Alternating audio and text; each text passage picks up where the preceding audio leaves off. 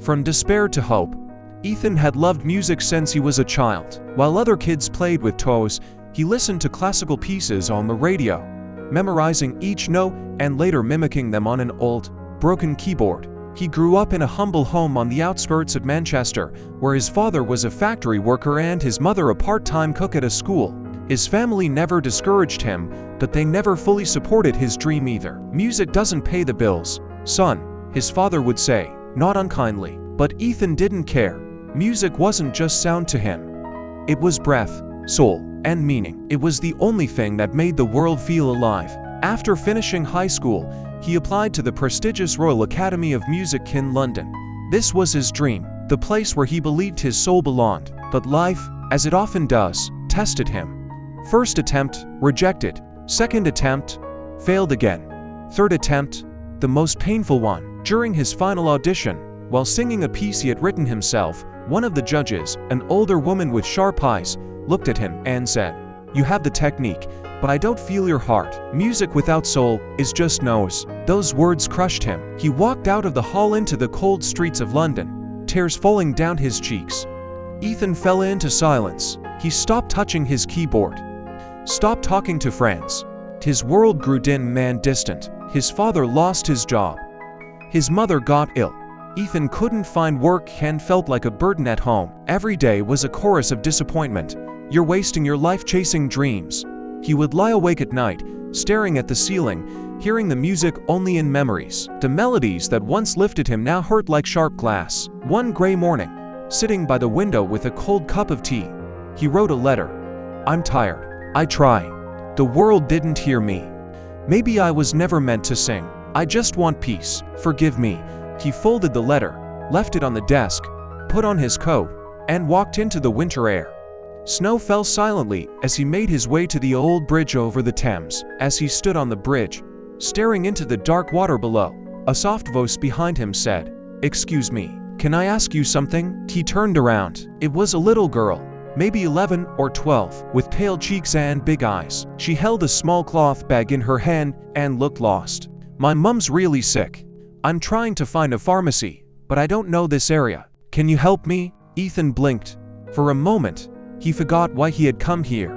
He nodded silently and walked her to a nearby pharmacy. They found the medicine. She smiled, relieved. Then she asked if he could come with her to her home, just to make sure her mum was okay. He hesitated, but agreed. Her home was in a narrow alley, a damp and cold basement flat. Her mother lay on a couch, coughing heavily, wrapped in a worn blanket. There was no heater, no food on the table.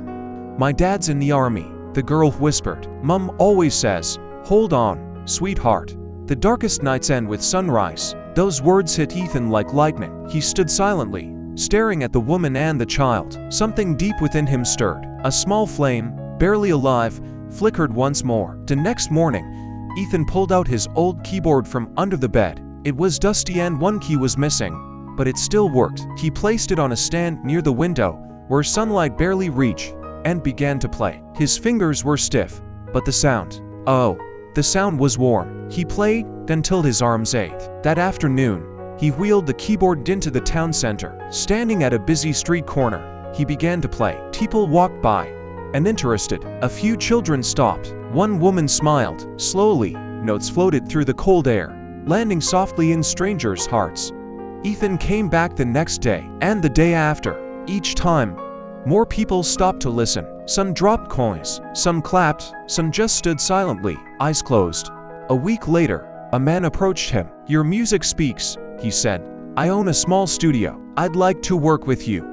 Ethan stared in disbelief. Life was offering him a hand, not because he chased it, but because he gave something from his soul. Ethan didn't seek fame. He recorded a few pieces, gave small performances, and always went back to visit the little girl and her mother. He helped with bills, bought groceries, and once surprised the girl with a gift, a small electronic keyboard. "I love music too," she told him, glowing with joy. He taught her how to play. Every afternoon, they'd sit and practice together. Over time, her talent blossomed. Years passed. That little girl, her name was Lily, grew into a confident teenager. She entered a national music competition and won. As she stepped on stage to accept her award, The crowd erupted in applause, but at the very back of the hall, Ethan stood silently, eyes filled with tears. She had found her voice, because he didn't give up on his. Now, Ethan performs at local events, charity concerts, and community centers. He opens every performance with a message. I once stood on a bridge, ready to end everything, but a child's voice brought me back. I realized that the pain I felt could be the reason someone else survives. So if you're hurting, know this: you're not alone. And somewhere in your darkness, someone is waiting for your light. The hall falls silent every time he says it. And then, as he begins to play, the audience doesn't just hear music, they feel it.